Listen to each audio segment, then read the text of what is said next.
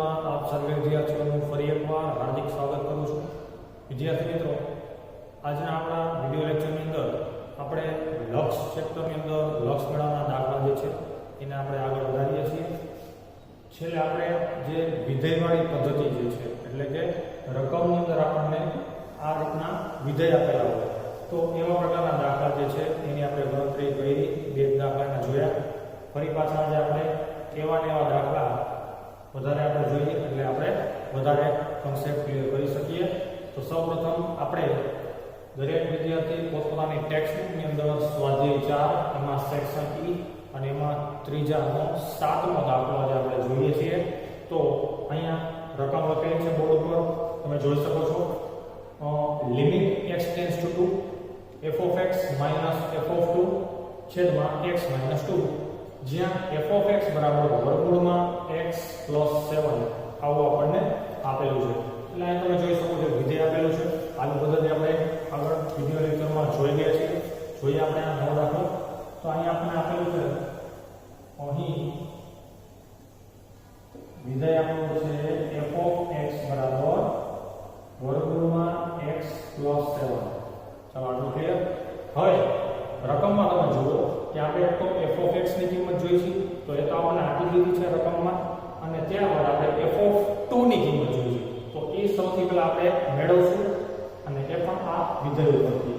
એટલે કે f of x ની જગ્યાએ હું 2 મૂકી દઉં તો આપણને f of 2 ની કિંમત મળી શકે। તો x ની જગ્યાએ 2 મૂકું છું તો એવી જ રીતના આપણે અહીંયા પણ x ની જગ્યાએ કેટલા મૂકવા પડશે? 2। તો x ની જગ્યાએ હું 2 મૂકી દઉં। ચાલો, તો વર્ગમૂળની અંદર થશે 7 ને 2 9, અને 9 નું વર્ગમૂળ નીકળે છે તો અહીંયા 9 નું વર્ગમૂળ થશે 3। વિદ્યાર્થી મિત્રો, આ દાખલો એવો છે કે અહીંયા કદાચ તમે વર્ગમૂળ ન કાઢો તો પણ દાખલો જે છે એ થઈ જશે, પણ એમાં આપણે ધારવાવાળી જે પદ્ધતિ શીખા, ટી ધારવાવાળી પદ્ધતિ, એ રીતે દાખલો એમાં થઈ શકશે। જો અહીંયા આપણે 9 નું વર્ગમૂળ ન કાઢીએ તો એ રીતના પણ દાખલો થઈ શકશે, પણ આપણે જનરલી 9 નું વર્ગમૂળ એટલે કે કોઈ સંખ્યાનું વર્ગમૂળ નીકળતું હોય તો જનરલી આપણે વર્ગમૂળ કાઢી નાખતા હોય છે। એટલે હું તમને એ જ પદ્ધતિ શીખવાડું છું કે અહીંયા 9 નું વર્ગમૂળ છે તો 9 નું વર્ગમૂળ થશે 3। તો આ દાખલો જે છે હવે આગળ વધારીએ। ચલો, અહીંયા સુધીમાં મને કંઈક ક્વેરી? Okay, clear. ચલો હવે આપણે જોઈએ। ચલો, હવે આપણને આપેલું છે લિમિટ x ટેન્ડ્સ ટુ 2। ચાલો, એની અંદર આપણને આપ્યું છે સૌથી પહેલા f of x minus f of 2 છેદમાં x minus 2 આવું આપેલું છે। ચાલો, આની અંદર આપણે કિંમત મૂકીએ તો લિમિટ x ટેન્ડ્સ ટુ 2। ચાલો, f of x, તો f of x ની કિંમત આપણે રકમમાં આપી છે વર્ગમૂળમાં x plus 7, એટલે કે અહીંયા મૂકીએ આપણે વર્ગમૂળમાં x plus 7। ક્લિયર? સરસ। ચલો, એના પછી માઈનસ f of 2, તો f of 2 ની આપણે કિંમત મેળવી લીધી છે તો એ થાય છે 3, બરાબર, અને છેદમાં x minus 2। ચલો, અહીંયા સુધીમાં પહેલા કોઈ ઓકે। હવે વિદ્યાર્થી મિત્રો, અહીંયા આપણે એક વસ્તુ ખાસ યાદ રાખવાની છે, સિમ્પલ છે। જ્યારે પણ લક્ષની અંદર અંશમાં કે છેદમાં વર્ગમૂળવાળું પદ આવે ત્યારે આપણે અનુબદ્ધ કરણીનો ઉપયોગ કરવાનો છે। ફરી પાછું કહું છું, અંશમાં કે છેદમાં અથવા બંને જગ્યાએ એવો દાખલો છે જેમાં બંને જગ્યાએ વર્ગમૂળવાળા પદ આવે છે તો એવા સમયે આપણે અનુબદ્ધ કરણી શબ્દ તમે સાંભળી ચૂક્યા છો, 9મા ધોરણની અંદર ગણિતમાં આવતું કરણી, પણ એટલું બધું આપણે ડીપમાં એમાં નથી જવાનું એટલે ઇઝીલી આપણને આવડી જશે। તો અનુબદ્ધ કરણી વડે આપણે આ દાખલો જે છે એને આપણે ગણશું। તો તમે જોઈ શકો છો અહીંયા આપણને અંશમાં એક વર્ગમૂળવાળો પદ દેખાય છે, કાંઈ વાંધો નહીં, તો આપણે વર્ગમૂળવાળા પદનો ઉપયોગ કરી લઈશું, એનો અનુબદ્ધ કરણી લઈને। જો એ રીતના કરવાનું છે, આ વર્ગમૂળમાં x plus 7 minus 3 mm છેદમાં x minus 2 mm। હવે અંશમાં વર્ગમૂળવાળો પદ છે તો એ પદની અનુબદ્ધ કરણી લેવાની થાય। અનુબદ્ધ કરણી એટલે શું? પદ જે છે એ એમને રાખવાના છે વર્ગમૂળમાં x + 7 અને 3. જો અહીંયા માઈનસ હોય તો અહીં અનુબદ્ધ કરણી પ્લસમાં આવશે, જો અહીંયા પ્લસ હોય તો અનુબદ્ધ કરણી માઈનસમાં આવશે. હવે અપૂર્ણાંકના નિયમ અનુસાર અંશમાં તમે જે પદ વડે ગુણો છો એ જ પદ વડે પાછા છેદમાં પણ ગુણવા પડે. આ નિયમ છે. એવી રીતના છેદમાં કોઈ એવા પદ સાથે ગુણ્યા હોય તો એ જ પદ વડે પાછા અંશમાં ગુણવા પડે. તો આ છે અનુબદ્ધ કરણી. શેની અનુબદ્ધ કરણી લેવાની? તો કે જે જગ્યાએ વર્ગમૂળ વાળું પદ હોય, એટલે કે જો અંશમાં વર્ગમૂળ વાળું પદ હોય તો અંશની અનુબદ્ધ કરણી લેવાની, છેદમાં વર્ગમૂળ વાળું પદ હોય તો છેદની અનુબદ્ધ કરણી લેવાની. અનુબદ્ધ કરણીની અંદર પદ સરખા રહે, ફક્ત નિશાની જે છે એ ફેરવી નાખવાની. માઈનસ હોય તો એની અનુબદ્ધ કરણી પ્લસમાં આવે, પ્લસ હોય તો એની અનુબદ્ધ કરણી માઈનસમાં આવે. બરાબર છે? તો આ અનુબદ્ધ કરણી વડે હવે આપણે ગુણ્યા. હવે આગળ કરીએ તો લિમિટ x ટેન્ડ્સ ટુ 2. હવે તમે જોઈ શકો છો કે અહીંયા વચ્ચે ગુણાકારની નિશાની છે. તો અંશનો ગુણાકાર અંશમાં થાય, છેદનો ગુણાકાર છેદમાં થાય. હવે અહીંયા તમે જોઈ શકો છો કે આ બંને પદ સરખા છે, એકમાં માઈનસ અને એકમાં પ્લસ છે. તો આ જે ગુણાકાર છે એને આપણે તફાવતની રીતે એનું સાદુરૂપ આપી દેવાય. તફાવતની પદ્ધતિ તમને ખબર જ હશે. આ સૂત્ર યાદ રાખજો. જો a - b a + b આવા પ્રકારનો તમારે ગુણાકાર કરવો હોય, આ જો એવા પ્રકાર જ છે. બેમાં પદ સરખા હોય તો તમે જોઈ શકો છો પદ બેમાં સરખા છે, એકમાં માઈનસ અને એકમાં પ્લસ, એકમાં માઈનસ એકમાં પ્લસ છે. તો આનું સૂત્ર છે પ્રથમ પદનો વર્ગ એટલે કે a² હંમેશા માઈનસ બીજા પદનો વર્ગ એટલે કે b². તો આ એનું સાદુરૂપ અપાઈ ગયું, આ એનું વિસ્તરણ થઈ ગયું. તમે આમ પણ કરો તો જવાબ આવી જાય કે પહેલા પદનો આ પહેલા પદ સાથે અને બીજા પદ સાથે ગુણાકાર, ત્યારબાદ આ બીજા પદનો આ પહેલા પદ અને આ બીજા પદ સાથે ગુણાકાર, પણ એ લાંબુ થઈ જાય. તો એના માટે આપણે આ સૂત્ર જ યાદ રાખવાનું છે. તો અહીંયા આપણે કહીએ વિસ્તરણનું. તો પ્રથમ પદનો વર્ગ થશે. તો પ્રથમ પદ છે વર્ગમૂળમાં x + 7 એનો વર્ગ. હંમેશા માઈનસ, તફાવતની પદ્ધતિમાં હંમેશા માઈનસ જ આવશે. બીજા પદનો વર્ગ તો બીજું પદ છે 3 નો વર્ગ. તો વિદ્યાર્થી મિત્રો આ સૂત્ર અનુસાર આનો ગુણાકાર થઈ ગયો ઉપલા પદનો. ચલો છેદમાં, છેદનો ગુણાકાર છેદમાં થાય. આને ગુણ્યા આ પદ વર્ગમૂળમાં x + 7 + 3. ચલો આટલું ક્લિયર? ઓકે. હવે આગળ જોઈએ આપણે લિમિટ x ટેન્ડ્સ ટુ 2. ચલો હવે વર્ગમૂળ વાળા પદનો વર્ગ કરવાથી ફક્ત વર્ગમૂળ જ દૂર થાય. ફરી પાછું કહું છું, વર્ગમૂળ વાળા પદનો વર્ગ કરવાથી ફક્ત વર્ગમૂળ જ દૂર થાય, બીજું કાંઈ કરવાનું નથી. તો આ જો વર્ગમૂળ દૂર કરી નાખ્યું, પછી માઈનસ 3 નો વર્ગ 9 છેદમાં તો અત્યારે કંઈ થતું નથી એટલે એમને રાખશું આપણે પદ આવી રીતે. ચાલો આગળ નિશાન આપી શકાય છે લિમિટ x ટેન્ડ્સ ટુ 2. હવે જો +7 - 9 એટલે ઉપર વધશે x - 2. ક્લિયર? +7 - 9 એટલે કે મોટા પદની નિશાની આવે અને બાદબાકી થાય. તો 9 માંથી 7 જાય તો 2 અને મોટા પદની નિશાની માઈનસ. છેદમાં વધે છે x - 2 અને બીજા કૌંસમાં વર્ગમૂળમાં x + 7 + 3. ચાલો ક્લિયર? હવે તમે જોઈ શકો છો અંશ અને છેદમાં જે સરખું છે તો એ કેન્સલ થઈ જાય. તો લિમિટ x ટેન્ડ્સ ટુ 2. આ x - 2 x - 2 કેન્સલ. તો અંશમાં કંઈ વધતું નથી એટલે ઉપર વધશે 1 અને છેદમાં વધે છે વર્ગમૂળમાં x + 7 અને +3. તો વિદ્યાર્થી મિત્રો અહીંથી હવે સાદુરૂપ આપી શકાતું નથી કે કોઈ પણ પ્રકારના અવયવનું કંઈ પડતું નથી. તો હવે આપણે શું કરીએ છીએ તમને બધાને ખબર છે કે હવે આપણે શું કરવું પડશે તો કે x ની કિંમત મૂકવાની. તો x ની કિંમત એટલે તો કે x ટેન્ડ્સ ટુ કેટલા આપેલા છે 2. તો x ની કિંમત ગણાશે 2. 2 તો અહીંયા હું x ની કિંમત મૂકી દઉં છું ચલો 1 ના છેદમાં વર્ગમૂળમાં x ની જગ્યાએ 2 વત્તા 7 અને વત્તા 3 ચલો ક્લિયર ચલો આગળ જોઈએ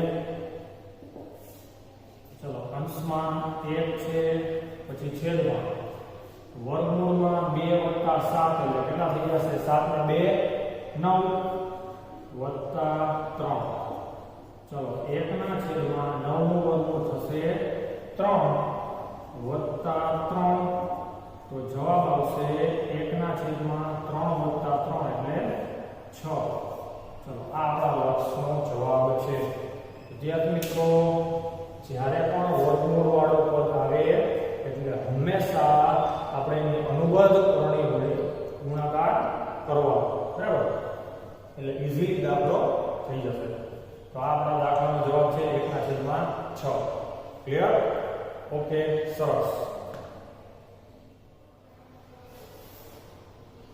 ચલો વિદ્યાર્થી મિત્રો ફરી પાછા આપણે જોઈએ દાખલો સ્વાધ્યાય 4 ની અંદર સેક્શન E અને એમાં ત્રીજાનો 8મો દાખલો રકમ છે આપણી સમક્ષ limit h tends to 0 f(2 + h - f(2) ના છેદમાં h જ્યાં f(x) = 2x² + 3 તો તમે જોઈ શકો છો રકમમાં આપણને વિધેય આપેલું છે તો વિધેયવાળી પદ્ધતિ છે તો જોઈએ આપણે કયું વિધેય આપેલું છે આપણને અહીંયા એટલે અહીં f(x) = 2x² + 3 ક્લિયર આપો હવે વિદ્યાર્થી મિત્રો રકમમાં જો આપણે કઈ કઈ કિંમતની જરૂર છે તો અહીં તમે જોઈ શકો છો f(2 + h) ની જરૂર છે તો f(2 + h) ની કિંમત આપણને આપેલી નથી તો સૌથી પહેલા આપણે અહીં મેળવી લઈએ તો એના માટે શું કરવાનું છે તો કે x ની જગ્યાએ આપણે મૂકશું